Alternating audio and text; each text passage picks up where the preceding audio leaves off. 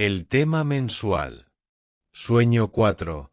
Año de 1831. Durante sus 4 años de estudiante en Chieri, Juan dio muestras de que además de su prodigiosa memoria y de su ingenio, ayudábale en sus estudios alguna otra secreta virtud. Tal es la opinión de muchos de sus antiguos condiscípulos, que dieron fe del hecho siguiente. Una noche soñó que el profesor había señalado el tema para determinar los puestos de mérito de la clase y que él estaba haciéndolo. Apenas se despertó, saltó del lecho y escribió el trabajo señalado, que era un dictado en lengua latina. Después comenzó a traducirlo, haciéndose ayudar de un sacerdote amigo suyo. A la mañana siguiente, el profesor dictó el tema en la clase para señalar el orden de mérito entre los alumnos, trabajo que era precisamente el mismo con que Juan había soñado, de forma que, sin necesidad del diccionario y en muy breve tiempo, lo escribió inmediatamente tal como recordaba haberlo hecho en el sueño, con las oportunas correcciones que le hiciera el amigo y consiguiendo un completo éxito. Interrogado por el maestro, expuso ingenuamente lo sucedido, causando en éste verdadera admiración. En otra ocasión Juan entregó la página de su trabajo tan pronto, que al profesor no le parecía posible que hubiese podido superar, en tan breve tiempo, tantas dificultades de orden gramatical. Por eso leyó atentamente el tema que Juan le había entregado. Dudando del origen de aquel trabajo, le pidió que le presentase el borrador. Juan obedeció, causando nuevo estupor en el profesor. Este había preparado el tema la tarde anterior y, como lo considerase demasiado largo, había dictado a los alumnos solamente la mitad. En el cuaderno de Juan lo encontraron completo, ni una sílaba más, ni una sílaba menos. No se podía explicar aquel fenómeno.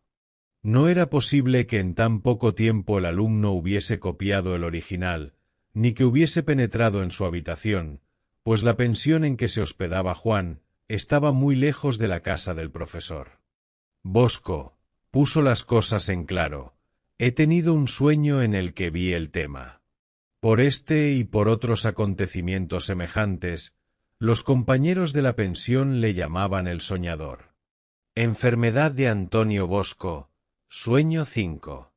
Año de 1832. En una ocasión don Bosco soñó que su hermano Antonio, mientras hacía el pan en casa de la señora Damevino, próxima a la suya, fue asaltado por la fiebre, y que habiéndolo encontrado en el camino y al preguntarle sobre el particular, le había dicho: «Hace un momento ha comenzado a darme fiebre.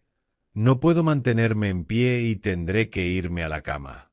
Al día siguiente contó este sueño a sus compañeros, que exclamaron: «Puedes tener la seguridad de que ha sucedido como nos has referido», y así fue, en efecto. En la tarde siguiente llegó a Chieri el hermano José, al cual preguntó Juan inmediatamente cómo estaba Antonio. José, maravillado de aquella pregunta, replicó: «¿Pero sabías que estaba enfermo?» «Sí que lo sabía», contestó Juan. «Creo que no es cosa de importancia», continuó José. «Ayer comenzó a darle un poco de fiebre, mientras hacía el pan en casa de la señora Damevino, pero ya está mejor». Sin dar gran importancia a este sueño, haremos notar cómo en él, el Santo de Dios, pone de manifiesto los sentimientos más íntimos de su corazón. Más adelante dio nuevas pruebas. Interesándose por la familia de su hermanastro, apenas tuvo oportunidad de hacerlo, según atestigua don Rúa. Sobre la elección de Estado, sueño 6. Año de 1834. Se acercaba el final del curso de Humanidades, 1833 a 1834, época en la que los estudiantes que terminan dichos estudios suelen deliberar sobre el rumbo de su vocación. El sueño de Murialdo, escribe don Bosco en sus memorias, perduraba grabado en mi mente, de tal manera que la visión del mismo se renovaba en mí, cada vez con mayor claridad. Por tanto, si quería prestarle fe, debía elegir el estado eclesiástico, al cual sentía verdadera inclinación, mas al encontrarme falto de las virtudes necesarias, mi decisión se hacía difícil y dudosa. Ay, si hubiese tenido entonces un guía que se cuidase de mi vocación. Disponía de un confesor que quería hacer de mí un buen cristiano, pero que jamás quiso mezclarse en los asuntos de mi vocación. Consultando conmigo mismo y después de leer algún libro que trataba sobre la elección de estado, me decidí a entrar en la orden franciscana. Si me hago clérigo secular, me decía a mí mismo, mi vocación corre grande riesgo de naufragio. Abrazaré el estado religioso, renunciaré al mundo, entraré en un claustro, me entregaré al estudio, a la meditación, y en el retiro, podré combatir las pasiones, especialmente la soberbia, que había echado hondas raíces en mi corazón. Hice, por tanto, la petición al convento de reformados. Sufrí examen, fui aceptado, quedando todo preparado para mi ingreso en el convento de la Paz, en Chieri. Pocos días antes de la fecha establecida para mi entrada, tuve un sueño de lo más extraño. Me pareció ver una multitud de religiosos de dicha orden con los hábitos sucios y desgarrados, corriendo en sentido contrario unos de otros. Uno de ellos se acercó a mí para decirme, «Tú buscas la paz y aquí no encontrarás la paz. Ya ves la situación de tus hermanos. Dios te tiene preparado otro lugar y otra mies». Quise hacer algunas preguntas a aquel religioso, pero un ruido me despertó y no volví a ver cosa alguna. Lo expuse todo a mi director, que no quiso oír hablar ni de sueños ni de frailes. En este asunto, me dijo, es necesario que cada uno siga sus inclinaciones y no los consejos de los demás. Tal es la traducción del texto de las Memorias de Don Bosco. Don Lemobne se expresa en estos términos en las memorias biográficas al relatar el mismo sueño. Aproximándose la fiesta de Pascua, cuenta el mismo Don Bosco, que en aquel año de 1834, cayó en 30 de marzo, hice la petición para ser admitido entre los franciscanos reformados. Mientras aguardaba la respuesta y sin haber manifestado a nadie mis propósitos, he aquí que un buen día se me presenta un compañero llamado Eugenio Meco, con el cual tenía poca familiaridad, y me pregunta, «¿Qué? ¿Has decidido hacerte franciscano?» Lo miré maravillado y le pregunté quién le había dicho eso, y enseñándome una carta, replicó, «Me comunican que te aguardan en Turín para rendir examen juntamente conmigo, pues yo también he decidido abrazar el estado religioso en esta orden».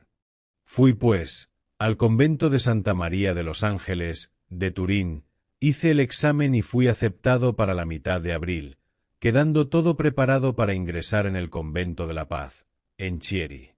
Pero poco antes de la fecha señalada para mi ingreso en dicho convento, tuve un sueño de lo más extraño. Y a continuación sigue el relato del mismo, tal y como lo hemos consignado anteriormente, traducido de las memorias personales de Don Bosco. Los padres franciscanos conservan un certificado relacionado con este hecho, datado el 18 de abril de 1838. Sacerdote y sastre, sueño 7, año de 1836. Mientras se entregaba al ejercicio de las más sólidas virtudes y a los estudios de la filosofía, Juan sentía crecer siempre más y más en su corazón el deseo de dedicarse a los jóvenes que acudían a su alrededor, para aprender el catecismo y ejercitarse en la oración, aprovechando para ello las ocasiones en que los superiores lo enviaban a la catedral.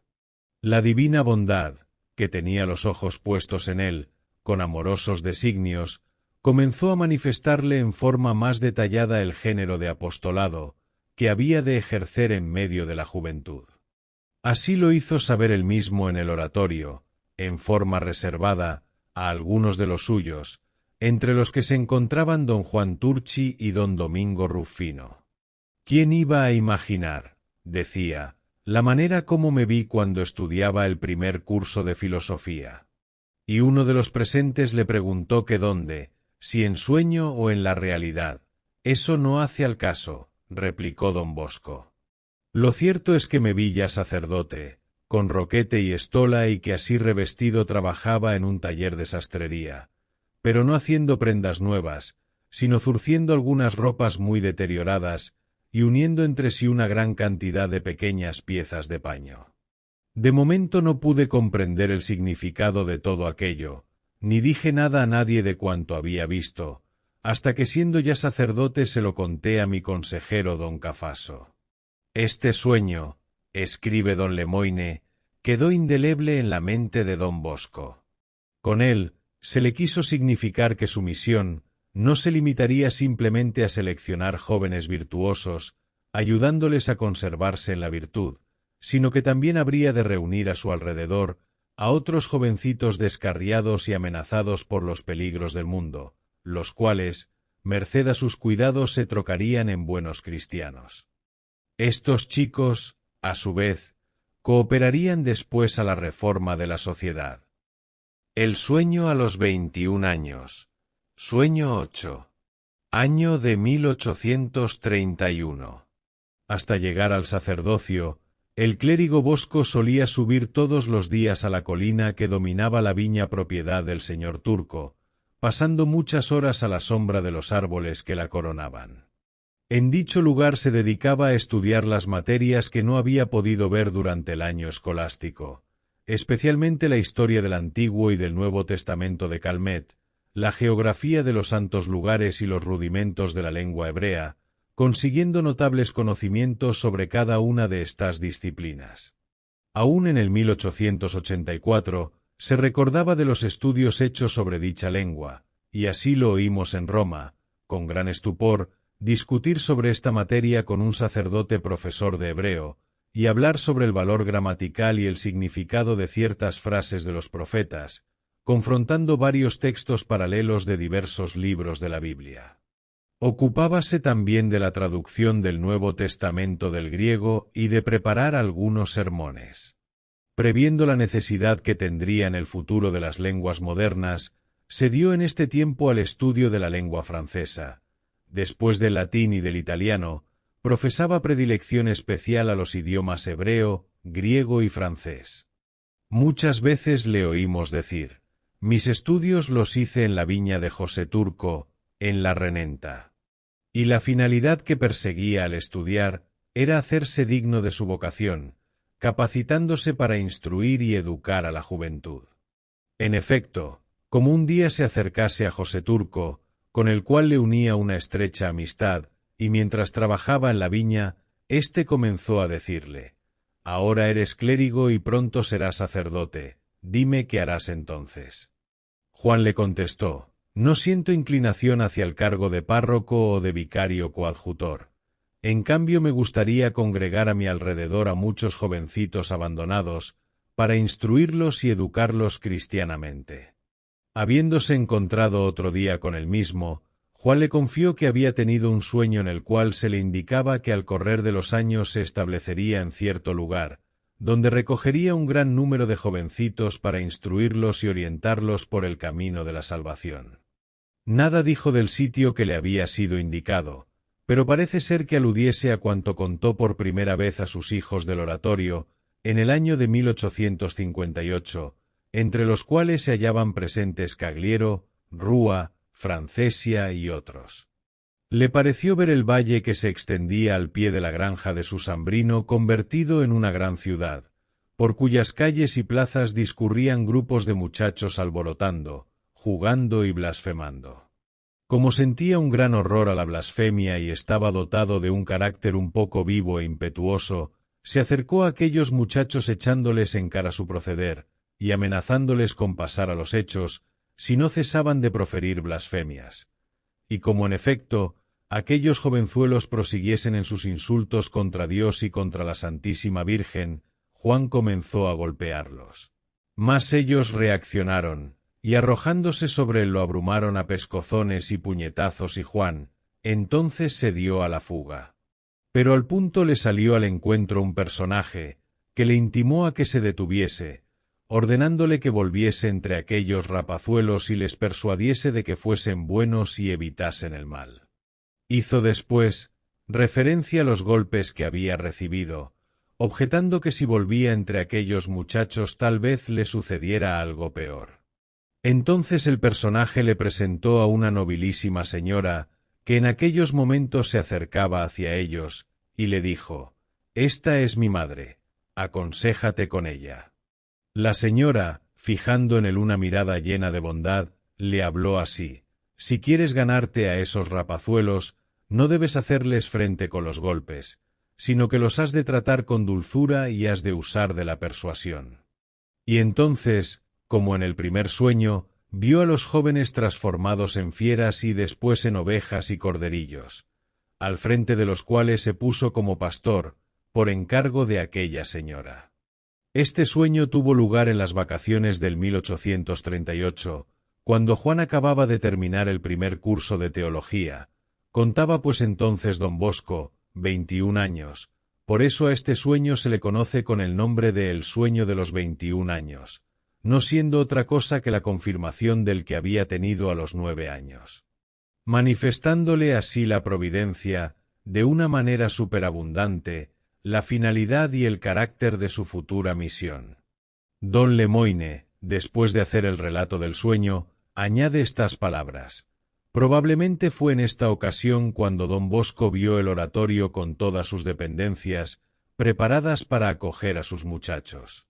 En efecto, don Bosio, natural de Castagnole, párroco de Lebone Canavés, compañero de don Bosco en el seminario de Chieri, habiendo visitado por primera vez el oratorio en 1890, al llegar al patio central y estando rodeado de los miembros del capítulo superior de la Pía Sociedad de San Francisco de Sales, girando la vista a su alrededor y observando el conjunto de los edificios, exclamó: «De todo esto que ahora estoy viendo, nada me resulta nuevo». Don Bosco, cuando estábamos en el seminario, me lo describió todo, como si estuviese viendo con sus propios ojos cuanto describía y como yo lo estoy viendo ahora, comprobando al mismo tiempo la exactitud de sus palabras. Y al decir esto, se sintió presa de una profunda emoción, al recordar al compañero y al amigo. También el teólogo Cinzano aseguraba a don Joaquín Berto y a otros sacerdotes que el joven Bosco le había asegurado, plenamente convencido de ello, que en el porvenir tendría a su disposición numerosos sacerdotes y clérigos, jóvenes estudiantes, artesanos y una hermosa banda de música. He aquí las palabras con que cierra don Lemoine el capítulo 47 del primer tomo de las Memorias Biográficas. Al llegar aquí, no podemos por menos de echar una mirada retrospectiva al progresivo y racional sucederse de los varios y sorprendentes sueños. A los 9 años se le da a conocer la grandiosa misión que le será confiada. A los 16 se le prometen los medios materiales, indispensables para albergar y alimentar a innumerables jovencitos. A los 19, una orden imperiosa le hace saber que no es libre de aceptar o rechazar la misión que se le encomienda. A los 21, se le manifiesta claramente la clase de jóvenes, de cuyo bien espiritual deberá cuidarse. A los 22 se le señala una gran ciudad, Turín. En ella deberá iniciar sus apostólicas tareas y sus funciones. No finalizando aquí estas misteriosas indicaciones, sino que continuarán de una manera intermitente hasta que la obra de Dios quede establecida.